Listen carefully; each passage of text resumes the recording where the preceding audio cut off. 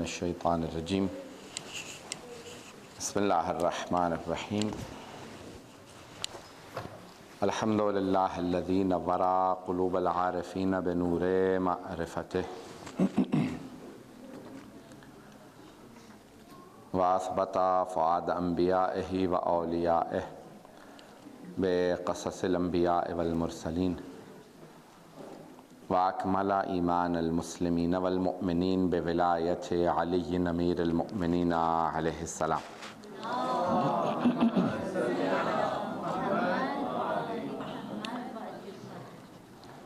والصلاة والسلام والتحية والإكرام على أفضل الموجودات العبد المؤيد والرسول المسدد المصطفى الأمجد المحمود الأحمد أعني أبا القاسم محمد اللهم صل على محمد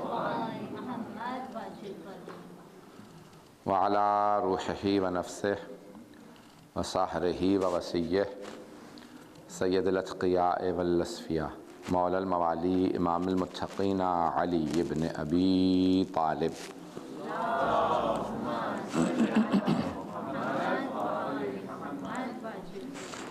وعلى أوصيائه لا سيما بقية الله في الأرضين روحي وأرواح العالمين لتراب مقدمه الفداء واللعنة الدائمة على أعدائهم أجمعين من الآن إلى قيام يوم الدين أما بعد فقد قال الله الحكيم في كتابه الكريم بسم الله الرحمن الرحيم إنك لعلى خلق عظيم صدق الله العلي العظيم صلوات اللهم صل على محمد. Tonight will be the night for the sad demise of the Holy Prophet sallallahu alaihi wasallam.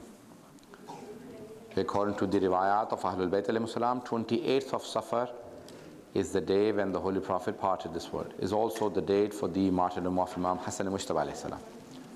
So today I'll be talking about the life of the Holy Prophet, and tomorrow I'll talk about the life of Imam Hassan al-Mujtaba alayhi salam. And on Sunday, is there an English lecture as well? Probably, inshallah. Alaikum salam. There are many aspects of the life of the Holy Prophet that we as Muslims must consider and must try and understand.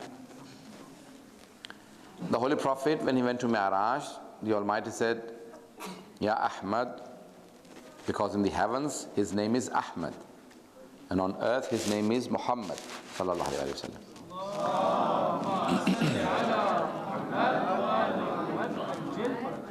So Allah subhanahu wa ta'ala asked him, Ya Ahmad, why do you think I chose you over all of my prophets? Why did I give you precedence over all my prophets? I chose you to be the master of all the prophets.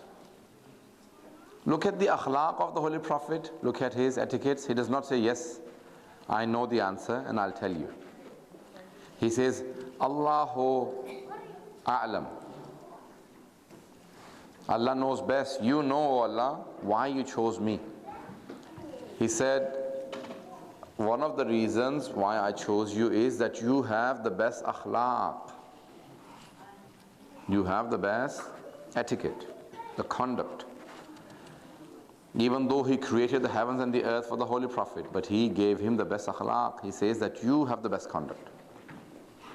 You are the chosen one. Why? Because of your akhlaq. إِنَّكَ لَعَلَى خُلُقٍ عَظِيمٍ. Indeed, the Holy Prophet has the best of the manners. And this is the only aspect that I would like to talk about tonight, if I have everyone's attention.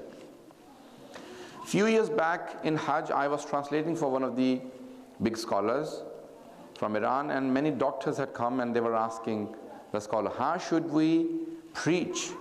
How should we do tabligh? So the scholar said, you're all doctors. Look at the Christianity, they send doctors and nurses for missionary work. He said, recently, this is Ayatollah Ibrahim Amini I'm talking about. He said, I had a class organized for me in Tehran. And all converts had come, reverts to Islam. I sat down with them and I was giving them a lecture. They said, tomorrow you have a lecture with reverts, so please come prepared. So he said, all night I prepared a lecture for converts. He said, when I was teaching, in the middle of the lecture, one of the students picked up his hand and he said, I want to ask a question. He said, yes, please tell me your question. He said, when I listened to the question, I realized that this is a very basic question. This person doesn't have in-depth study of the Holy Quran. The lecture I have been giving for 20 minutes is very deep. This person, if he doesn't even understand this, he probably doesn't understand any of my lecture. So he said, can you tell me how you converted? He said, well, my neighbor was very nice, and because of the akhlaq of my neighbor, they used to continuously send me things over, and I asked them, why do you do this? So the neighbors told me that because we are Muslims and our prophet is Prophet Muhammad, he has taught us to be nice to your neighbors. He said, well, I wanted to be like my neighbors, they were so nice. I started studying Islam and I converted. Very basic study, but because of the akhlaq of Muslims. Everyone paying attention to this point. So he says, I converted. So he said, I asked each and every person that was present in that conference or that session, why did they all convert? I realized that none of them had in-depth study or research about Islam. They all converted because of the good conduct of Muslims, good akhlaq of Muslims. He said, then I read the Holy Quran's ayat. لَوْ كُنْتَ فَضًّا غَلِيظَ الْقَلْبِ لَانْفَضُّوا مِنْ حَوْلِكَ. O my messenger, had you been of bad conduct, your akhlaq wasn't good enough, they would have all left you. You have attracted each one of these people because of your good conduct, your akhlaq. Today, if you want to preach, do not preach them about beliefs and practices. Just preach them. Do not preach them with your tongue, but with your actions, with your akhlaq. The biggest preaching today is with akhlaq, with conduct. It is the akhlaq of the Holy Prophet that attracted all the people who were mushrikeen to become Muslims. I want to give you a few examples of the akhlaq of the Holy Prophet. Many a times, Muslims always give examples to the other people that you should have good conduct, and they don't have any akhlaq themselves. They say that if you send your child to, God forbid, a missionary school or a Catholic school, they have more akhlaq. If you send them to a religious school, they come out with no akhlaq. Paying attention, I hope you're not minding what I'm saying. Pay attention to this point. Anyone who studies Islam, the first thing they should acquire is good akhlaq. What is the best thing? What is the first thing that you can do in akhlaq? A smile on your face. Yes? A smiling face quickly enters your heart. A person who is from,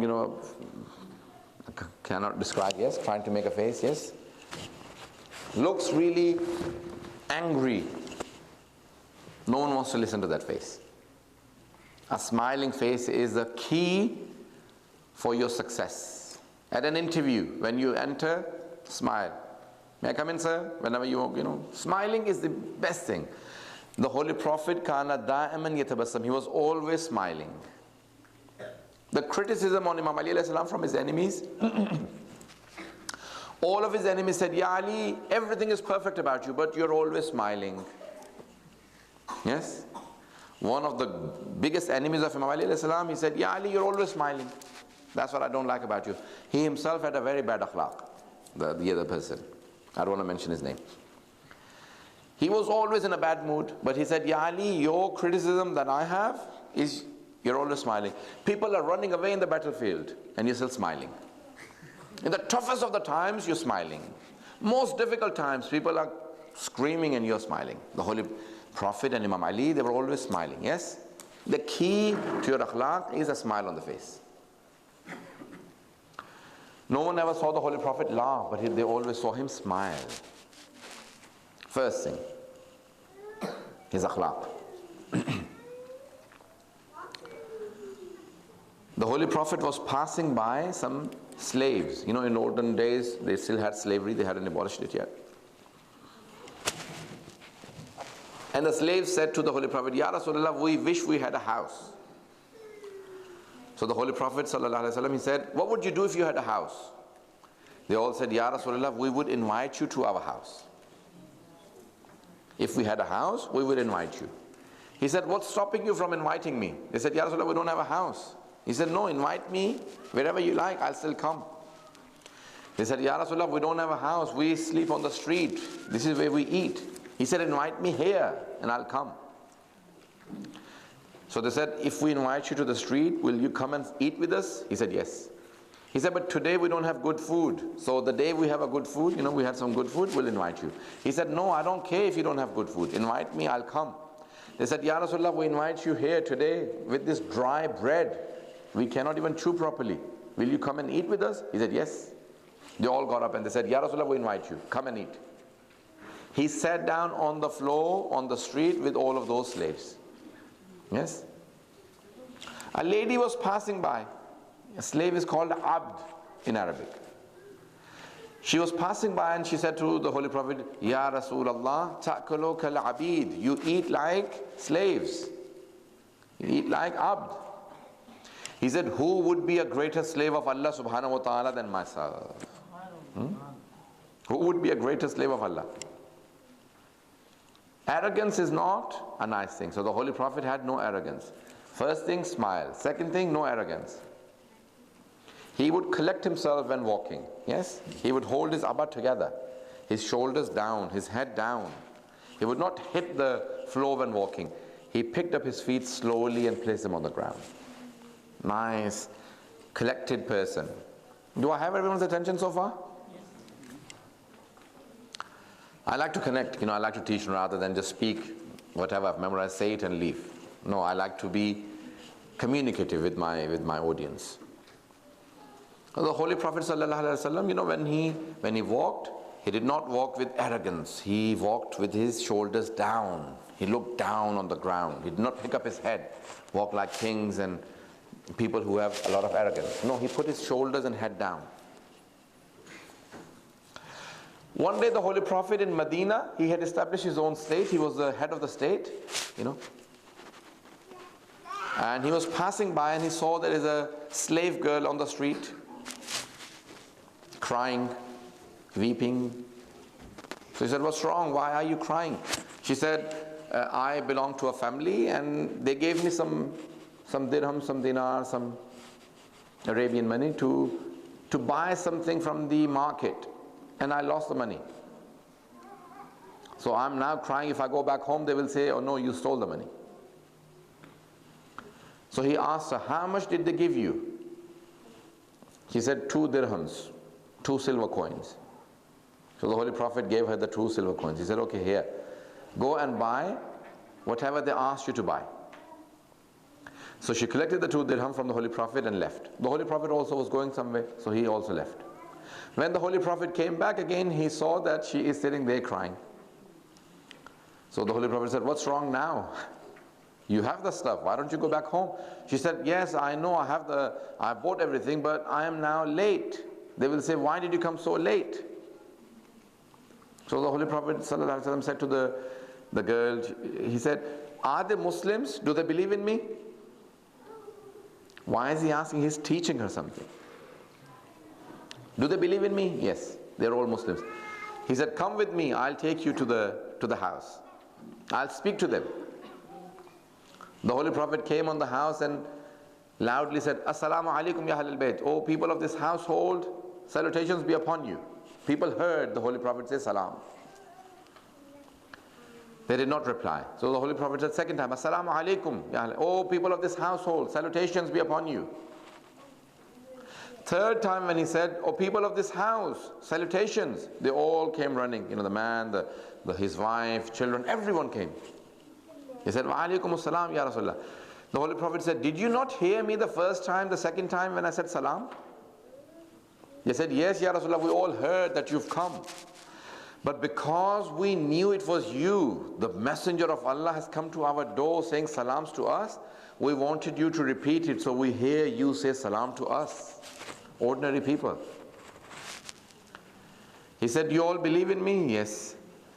This slave girl is late. I came to do shafa'at for her. I came to do intercession.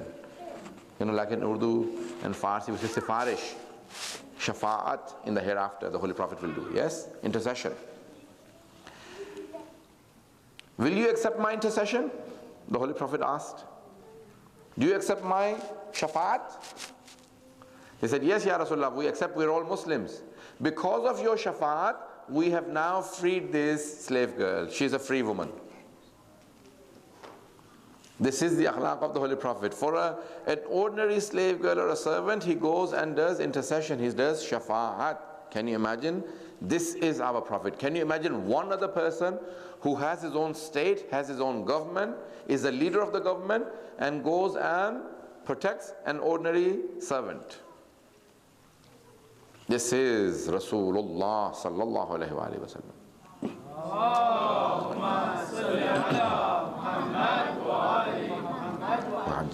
This is the akhlaq of the Holy Prophet. Can you imagine the akhlaq of the Holy Prophet? So first thing he says, be, smile. Secondly, do not have arrogance. Shall I continue with the akhlaq of the Holy Prophet? First thing, smile. Second, no arrogance. Third, do not have greed. Do not have greed. As soon as I said do not have greed, so they are now testing your generosity. Okay, be generous when you're donating. Say aloud salawat.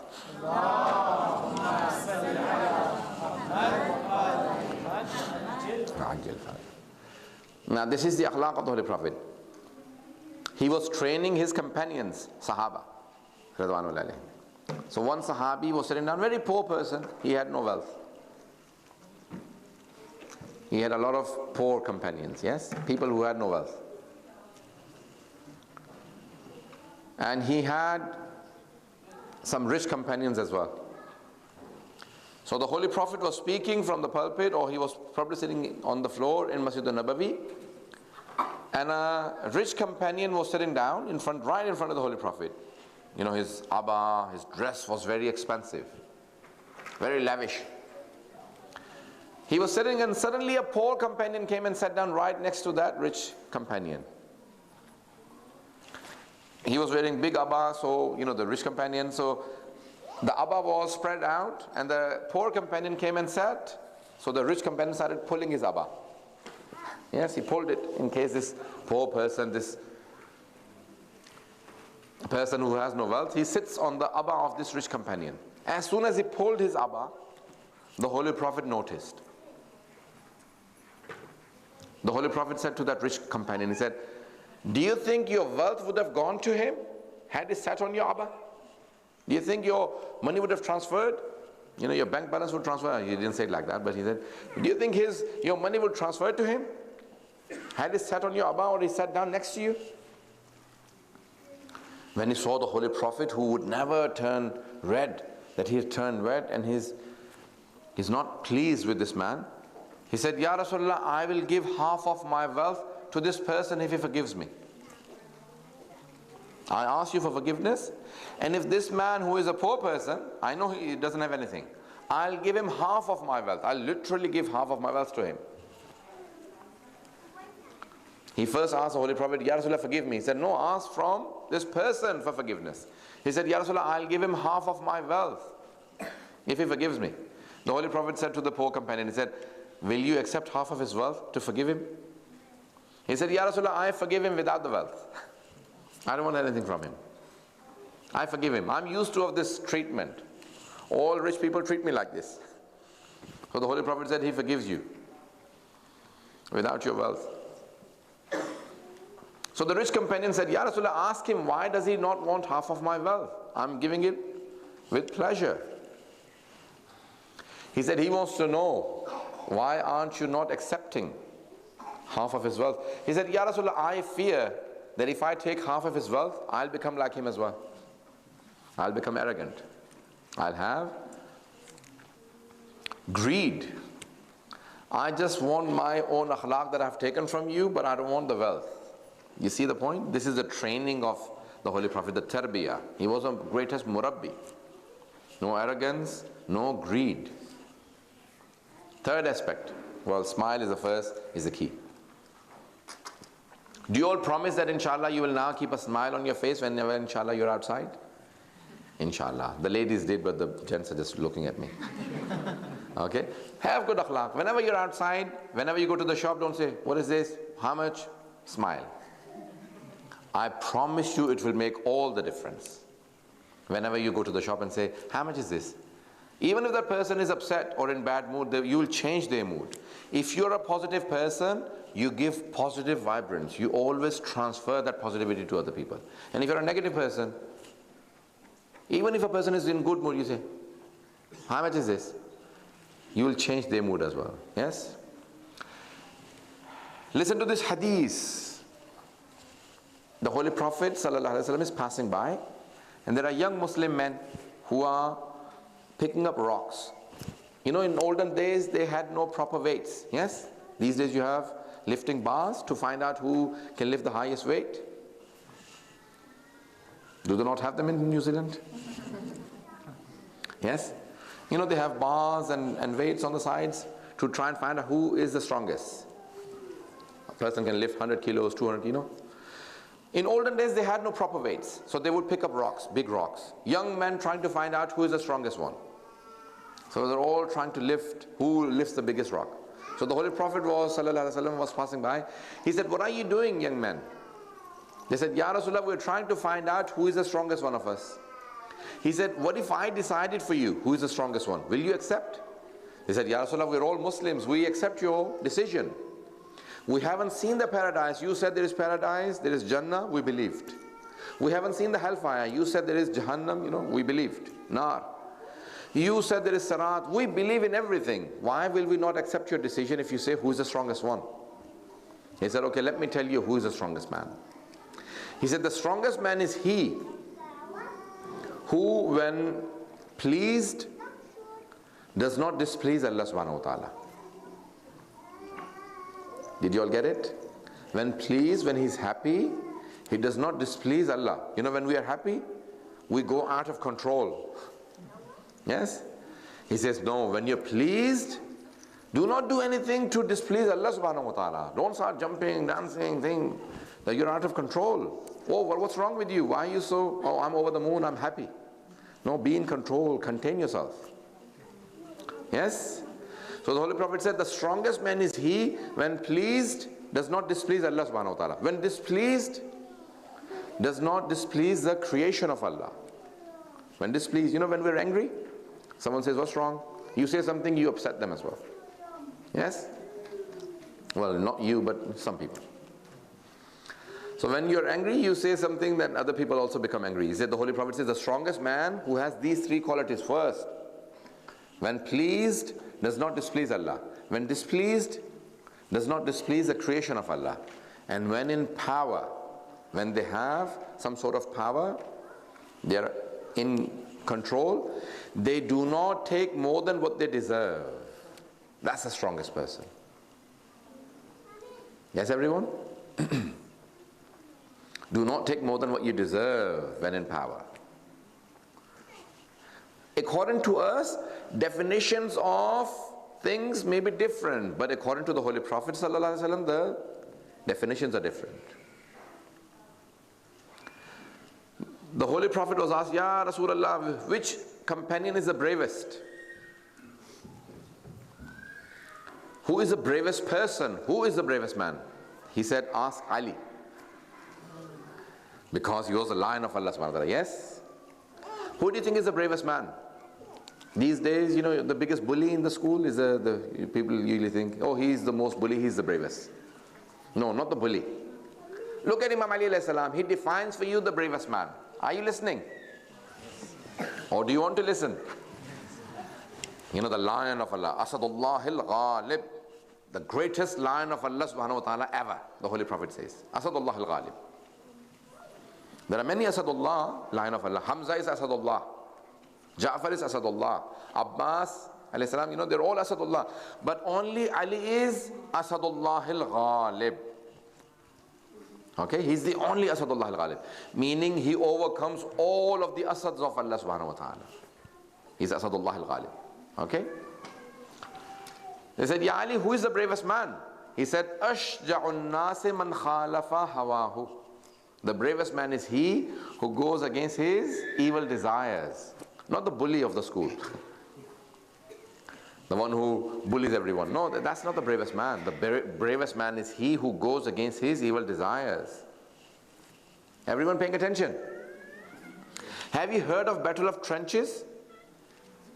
Battle of Khandaq? Yes? Imam Ali fought against Amr ibn Abdul. Yes? A man who used to kill all people. When he once broke his stick, he picked up a baby camel and started hitting the people with the baby camel. Yes? That's how strong he was. He could lift animals. Very strong. The Holy Prophet says, ضَرْبَةُ عَلِيٍّ مِّن يَوْمِ الْخَنْدَقِ أَفْضَلُ مِنْ عِبَادَةِ ثَقَلَيْنِ. One stroke of Ali ibn Abi Talib, one stroke of Ali ibn Abi Talib is better than all of the acts of worship, all of the ibadat of Thaqlain, men and jinn. One stroke. How many did he strike? 70. In Battle of Khandaq, he hit 70. The Holy Prophet says only one is better than ضَرْبَةُ عَلِيٍّ مِّن يَوْمِ الْخَنْدَقِ. One strike, one stroke of Ali ibn Abi Talib is better than all of the ibadat of Thaqlain, all the jinn and men. Ayatollah Sheikh Hussain Mudahari, one of the greatest teachers of akhlaq in Qom, he says, which one? Ali hit 70 times in Khandaq, in the Battle of Trenches. 70 times. Which one? He says, I believe it is not the 70 that he hit, it is the one that he stopped. One he stopped. You know when Amr ibn Abdul disrespected Imam Ali alayhi salam, when Imam Ali was about to kill him, he spat on Imam Ali's face. So Imam Ali stopped. He got off his chest and he said, let me come back. You know, the second Khalifa, Umar, he said, Ya Ali, it was so difficult to throw him down, now you left him. He'll get up and kill us, kill him. He said, no, wait, move back. He went off and he came back and said, Allahu Akbar, then he killed him. They asked him, Ya Ali, why did you stop? He said, because when he disrespected me, I wanted to kill him on the spot. But then I said, no, I'm going to kill him qurbatan ilallah. So I got up and left, and I came back and I killed him for the sake of Allah subhanahu wa ta'ala. Then the Holy Prophet said, ضَرْبَةُ عَلِيٍّ مِّن يَوْمٍ خَنْدَقِ أَفْضَلُ مِنْ عِبَادَةِ ثَقْلَيْنِ. You understand? Not the one he hit, the one he stopped. He picked up his sword and he stopped. He said, no, I'll not hit. That one stroke is better than the ibadat of Thaqlain. Ashja'un nasi man khalafa hawa. Now do you understand why Imam Ali is the bravest man? Because he goes against his desires. He has full control. He is ma'soom. Fine, we cannot become like him, but at least we can follow. We can walk behind Imam Ali ibn Abi Talib. This is the Holy Prophet. He says, ask Ali, he'll tell you who is the bravest person. Akhlaq of the Holy Prophet. Yes? No arrogance, no greed, no jealousy. Yes, everyone? He does not say, why does this person has that? Jealousy is that you don't want others to have something. You don't care if I have it or not. You don't want the others to have it. That's called envious, hasad. One is ghibta in Arabic, yes? Ghibta is to say that, okay, he has it, I also want it. Yes? And hasad is to, I don't care if I have it or not. I don't want that person to have it. Both are haram for against Ahlul Bayt. You cannot say, why don't I become like Ali? Or why did Ali have it? Both are not allowed. Did you all get it? You cannot have hatred and envious behavior against Ahlul Bayt. It is haram because Allah made them like that. And you cannot say, I wish I become like Ali. Because you cannot. Allah chose him to be like that. Okay? The Holy Prophet never had jealousy against him. He says, don't have jealousy. Al-hasadu ya'kulul hasanat kama ta'kulun narul hatab. Jealousy eats up all good deeds like fire eats up dry wood. Yes? Jealousy is very bad. Do I have everyone's attention? Yes. Another 10, 15, 20 minutes? Probably okay, 15 I'll try. I'll try and wind up everything. Okay, everyone pay attention. So the Holy Prophet says 4 things, 3 things are key, but 4 I'll quickly count. So don't have arrogance, takabbur. Don't have greed, and don't have jealousy. Imam Ali says that in Kufa there was a person who was envious with his neighbor. So he said, I can't stand my neighbor having anything. Everyone praises my neighbor. So what should I do? So he told his servant, he said, okay, kill me one day on the roof of the neighbor, tie my hands and my legs, kill me, and run away. He said, what will that do? He said, the people will think the neighbor killed me, and they'll hang him. So long as the neighbor dies, I'm happy if I die. Can you imagine? So the servant took him over to the house of the neighbor. On the roof, he tied his hands and legs and cut his neck, and quickly ran away. So the people found the body and they said, oh, the neighbor must have killed the person. On the way, when they caught the neighbor, they were taking him to Imam Ali. Imam Ali said, wait, he's not the murderer. He said, Ya Ali, the body has been found on his roof. He said, wait, soon you will find out. Suddenly they see the slave coming back. He said, well, I felt really bad. He's not the murderer. My master ordered me to murder him.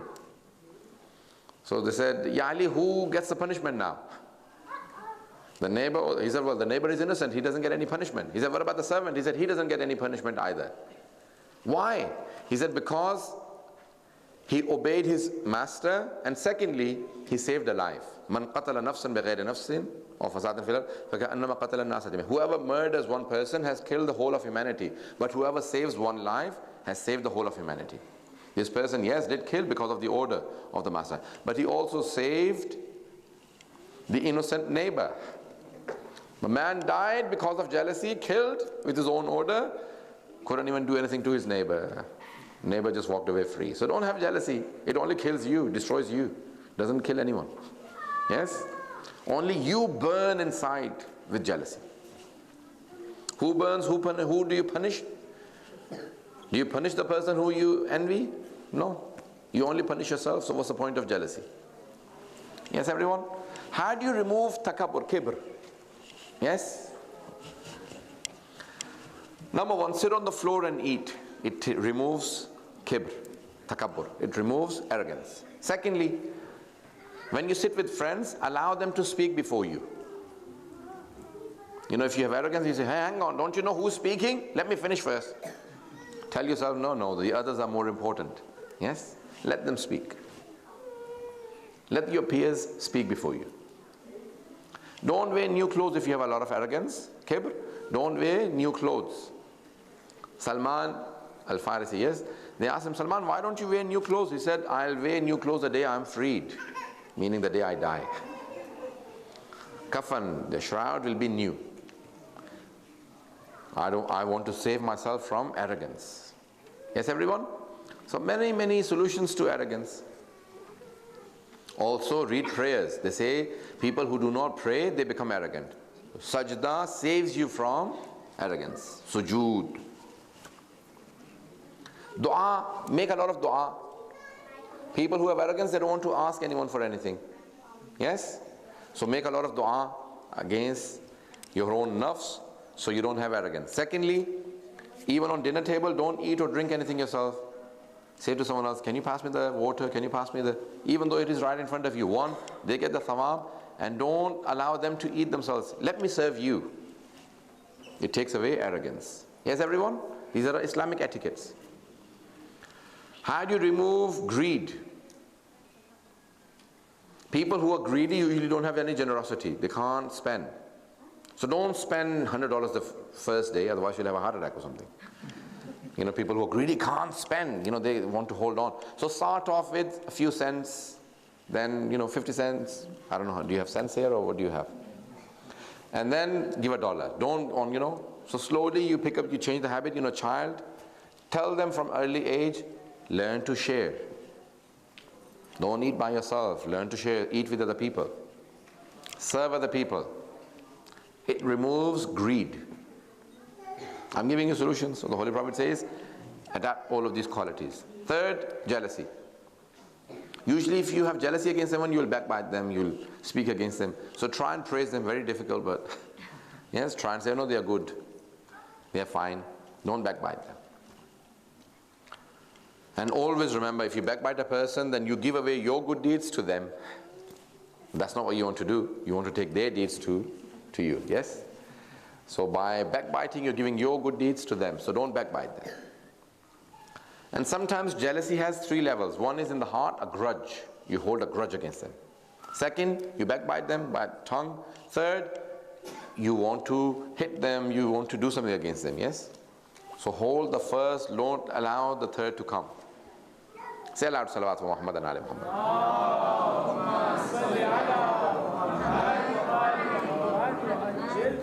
Can I have a better salawat with everyone reciting it, please?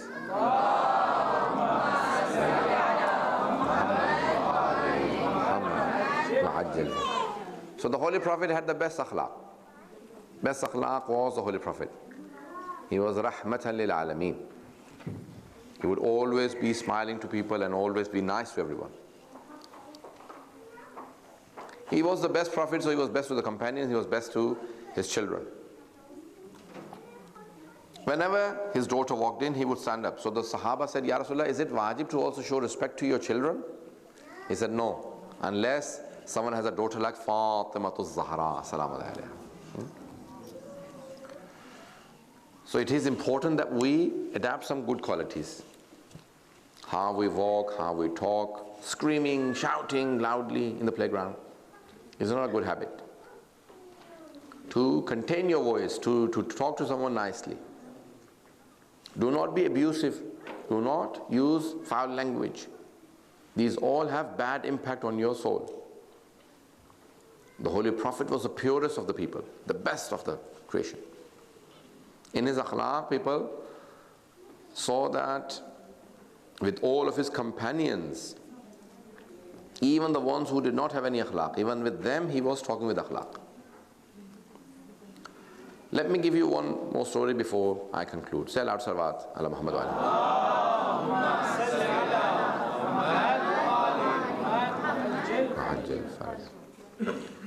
The life of the Holy Prophet has gone through so many difficulties.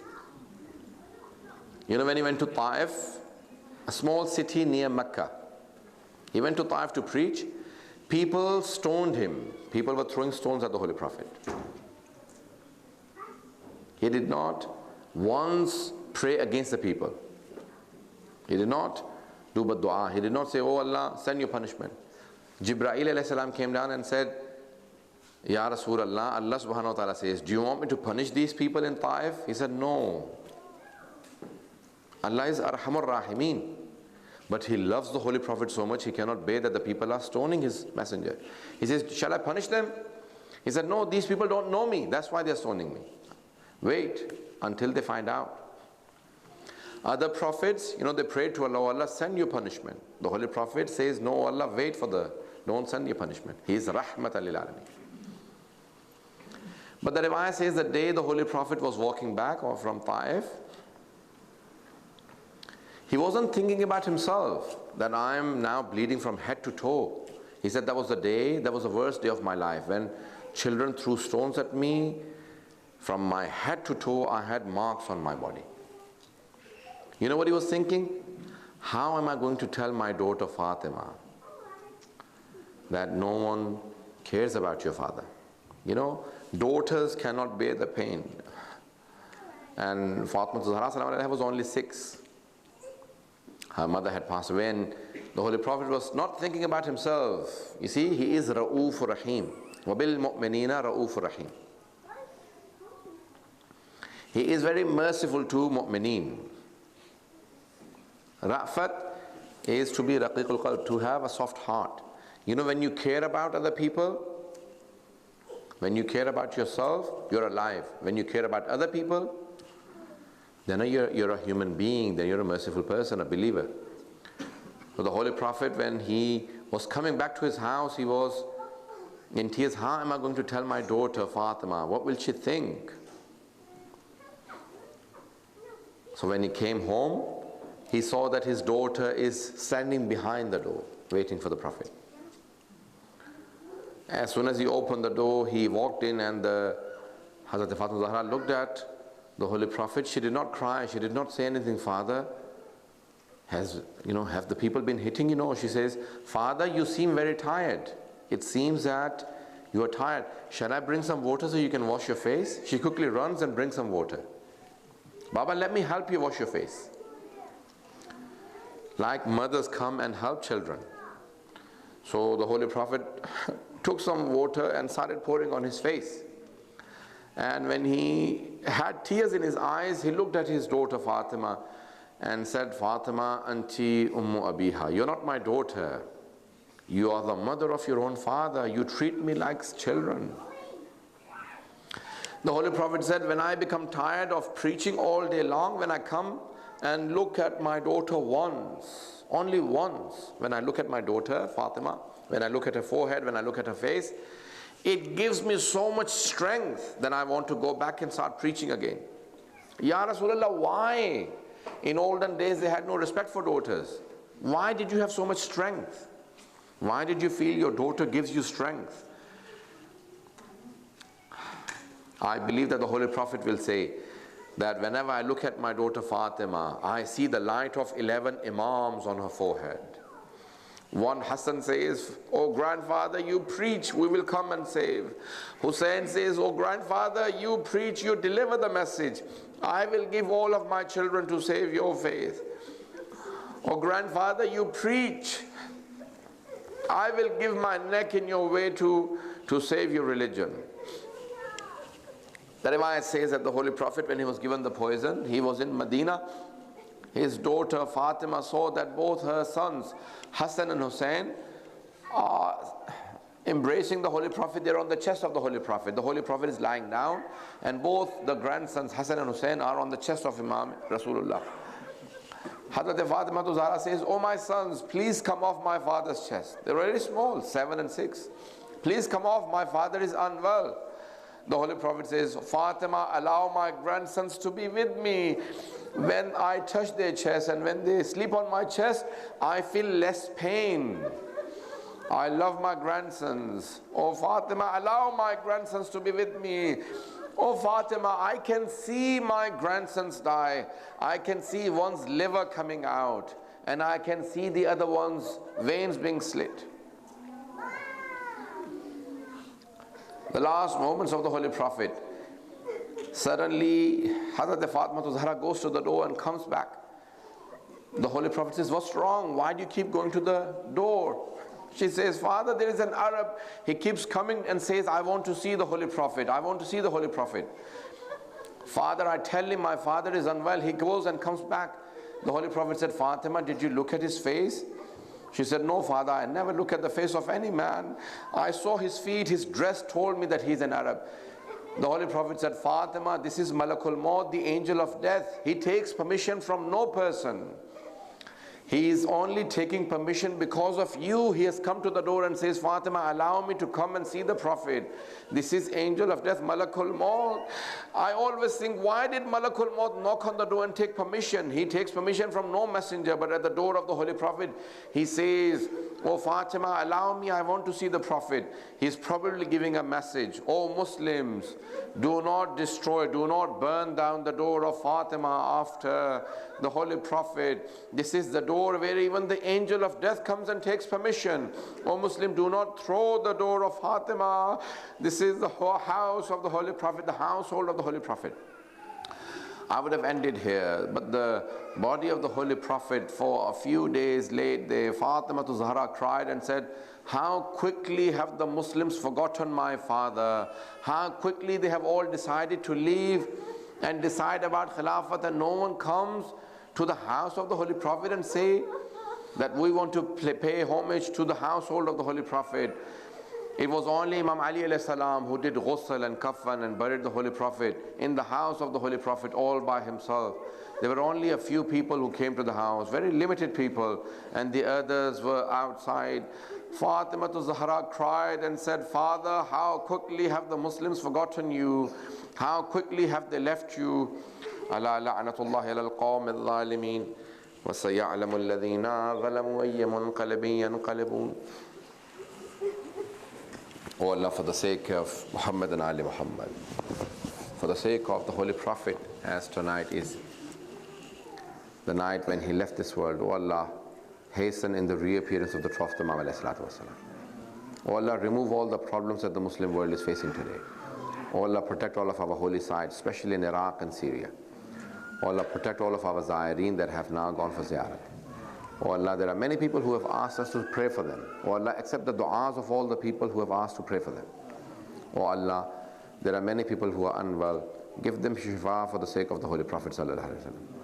Oh Allah, there are many people going through problems in Iraq, in Syria, in Pakistan, in Afghanistan, in Kashmir, in Yemen, in Bahrain, in Nigeria, in Burma. Oh Allah, remove all the problems from the Muslim world. Oh Allah, we want to see Jannatul Baqi and Jannatul Mu'alla rebuilt. Oh Allah, hasten in the reappearance of the 12th Imam to rebuild Jannatul Baqi. Oh Allah, there are many people across the globe who are going through difficulties. Remove all the problems from the Muslim world. Oh Allah, there are many people present here. Accept the du'as of all the people that are present. Oh Allah, the people who are serving in this Imam Bargah, accept their services to yourself and to Muhammad and Ali Muhammad. ربنا تقبل منا إنك أنت السميع العليم بحق محمد وآله الطيبين الطاهرين المعصومين. الله